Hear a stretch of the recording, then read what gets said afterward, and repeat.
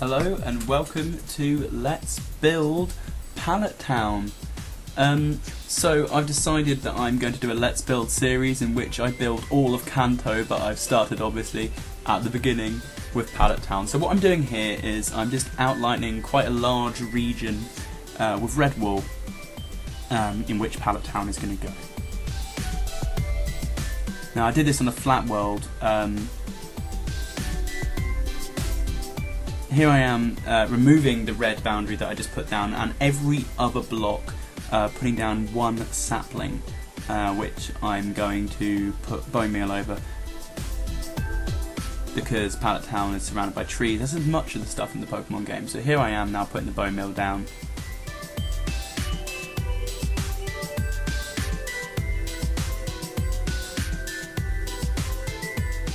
Now the issue was with putting this bone meal down that sometimes between the leaves there was enough space for people to get out, and I didn't want people to be able to get out, so I went through later and put leaves around. As you can see, no one can now get out. Mwah, then they're all trapped. Mwah.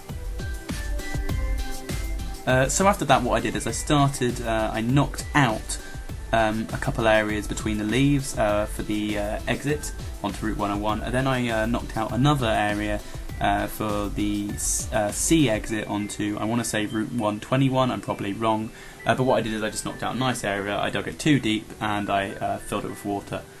And then after filling it with water, I put some upside down wooden steps around it, just to make that border that water has. I then started outlining some, oh, rain there, I then started outlining some patches to put the buildings in, and there were 3 buildings, and I went for an 18 by 23 at random. It just seemed like the right amount, and they all use the same amount, they just use that space differently. So I made those 3 for Oak's lab, Gary's house and Ash's house. So after making those 3, I realised that the exit onto Route 101 was actually in the wrong place, so I moved it left a little bit so the central road would go through it. After doing that, I realised that I didn't want it all to look exactly the same, so I added some ferns all around. I also actually realised that the paths had to look quite distinctive, so what I did is after laying down the fence for outside Oak's lab, I started, and also, sorry, making the rose garden, which I did by just putting ferns and lots of roses down with the fence. I started making a path. What I did to do this was I just knocked out roughly the right space, because I looked at the map and roughed out roughly the right space and filled it with gravel. And the gravel isn't the nicest building material, but I feel like it makes nice paths. And yeah. Now it took me quite a while to knock out the paths just right, because I wanted it to be roughly the right size that it actually is in the game. So it took me quite a while to do. So here you see me knocking out the space and filling it in.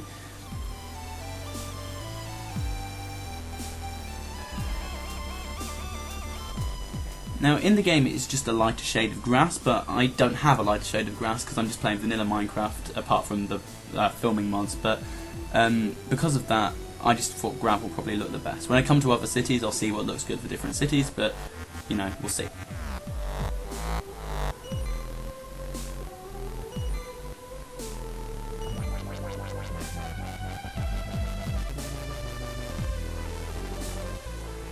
Now I thought it'd be really boring for you to watch me do all of the paths, so I knocked it all out without filming and then sped it up really quickly now so you could watch me filling it in, just so you could see a sky view of what it all looks like.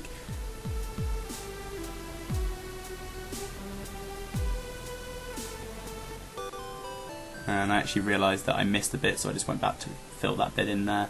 And now it's time for the actual stuff. So we started working now on Professor Oak's lab. Now his building is actually a different colour to the other buildings in Pallet Town. He uses a lighter colour, so I used the birch wood. And around the birch wood I realised there's actually a stone border, or a grey border on the game, so what I did was I just used stone slabs around the border. I then knocked out the entrance and built up a little bit. Now later I'll reposition the entrance because it isn't quite in the right place, but I'll do that in a minute. I then start filling in the floor. Now, depending on which generation you're playing, it's various different colour floors. Sometimes it's white, sometimes it's black. But I thought stone brick looked quite nice, so I decided to fill the whole thing with stone brick. Yeah, you can just see me there removing the door. I also put in the traditional red carpet. Funny story, when I first played Pokemon, back when I was like 4, I didn't realise that was to let you out, so I just didn't know how to leave buildings. I then put in the bookshelves, and I put in 2 plant pots, and I started working on the weird machine thing that I don't actually remember what it does, but there it is. I used stone slabs, lapis lazuli, red wool, iron, and I also put the other machines that he has behind it. And that light that is just about to come on, there it is, that's from a redstone torch, because I wanted to make it look like a Minecraft machine. I then put in more bookshelves, and I finally started working on the table that has the Pokeballs on it, and I did green wool and upside down wooden stairs for that. I didn't know how to do the Pokeballs, so I decided on just putting frames with chicken eggs, because on this texture pack they look like Pokeballs.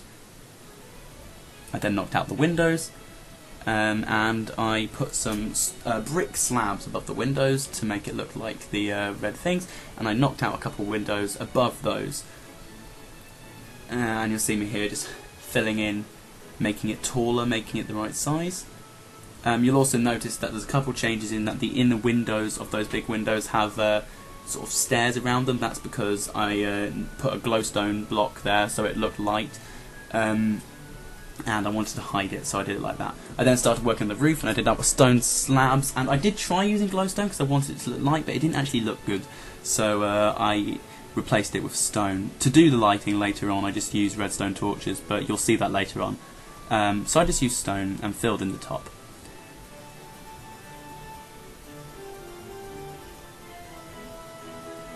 And once the top was filled in, I added some little crenellations on the side using wooden fences. I then built that brick chimney that Oak has. Don't know why, there's no like fire or anything. And then I added some skylights because I wanted it to have like lighting. So I added as many skylights, more or less, as I could fit. So during the daytime it'll be nice and bright, and during the night time there are redstone torches. So here is Professor Oak's lab.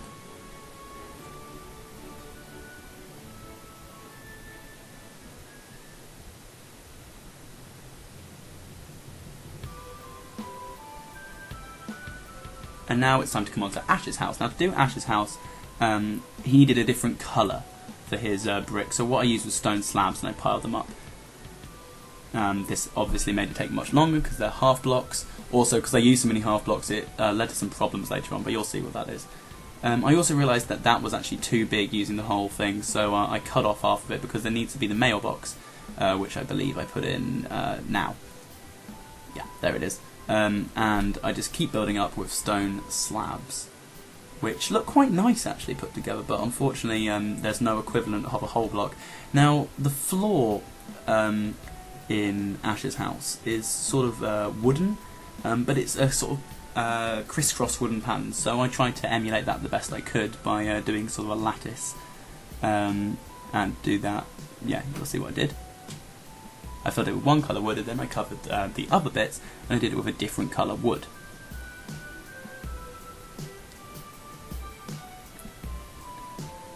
This took forever, which is why I'm still doing it. After this was done, I did the door and put the carpet in. I actually realised the door wasn't central on Ash's house.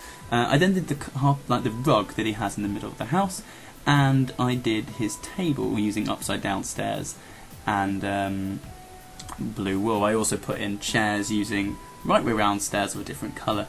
I then made the stairs to go to the upstairs. I've said stairs a lot. I also made Ash's mum has like a kitchen unit, which you can see there. They also have a TV, which I struggled a little bit to realise how to make. I tried lots of things, and eventually I decided on this, which is a frame with an antenna and the Pokemon ball there. I made the window, and I started working on the upstairs. Now to do the upstairs floor, I used slabs again with the pattern that we used downstairs. Now the issue with the slabs is they actually made it quite difficult to build upstairs, as you'll see later.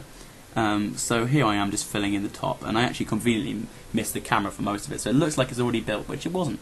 In fact, you'll see me now. There I am. Woo.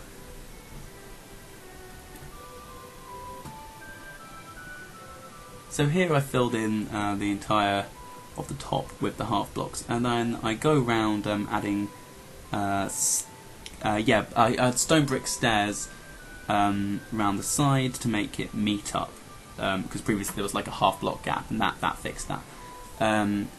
So there we have that floor. I then went round putting on top of the stairs the more stone slabs to build up the wall. I also put in the red carpet as you come up the stairs. Now Ash has a sort of a green carpet. There's a lighter green from the downstairs, and he's got a TV and an NES.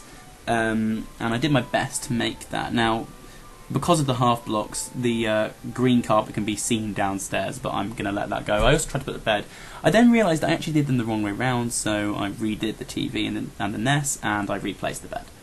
And I put the Pokeball on top of the TV. I then made the computer and his bookshelves, and I continued to build up the wall, which took quite a while because, as I said, they're half bricks.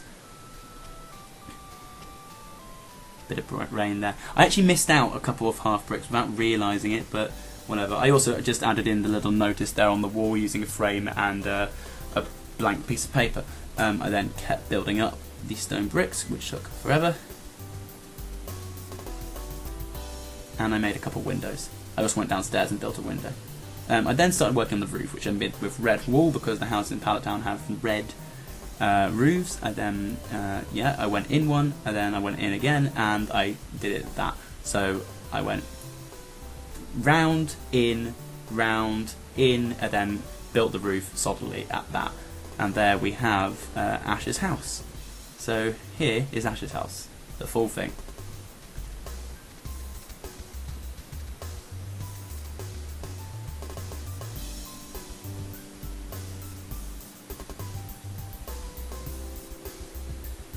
Now Gary's house is actually exactly the same, just inverted and with no upstairs. So I just decided to copy and paste using World Edit, which is actually a real pain to do, so you'll notice it kept ending up in the wrong place. I kept doing it, and eventually I got it right, which is there it's right. I changed the sign on the post box, and I went inside and saw that everything was still grass, so I had to redo that wooden pattern. So you see me here just filling in the rest of the wooden pattern.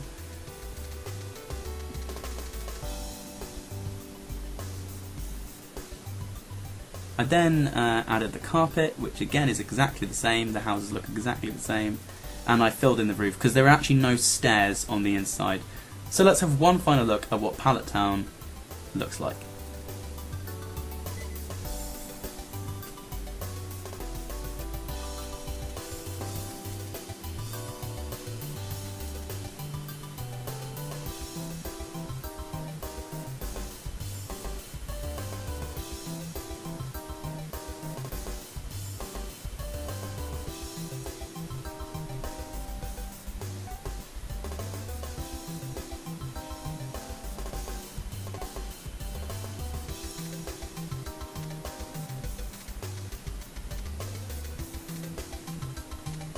That was the finished Pallet Town with Oak, Ash and Gary, and I hope you enjoyed watching. I will continue this series making the rest of Kanto. I hope you enjoyed. Thumbs up, subscribe, like, comment, whatever. Hope you enjoyed Pallet Town. Goodbye.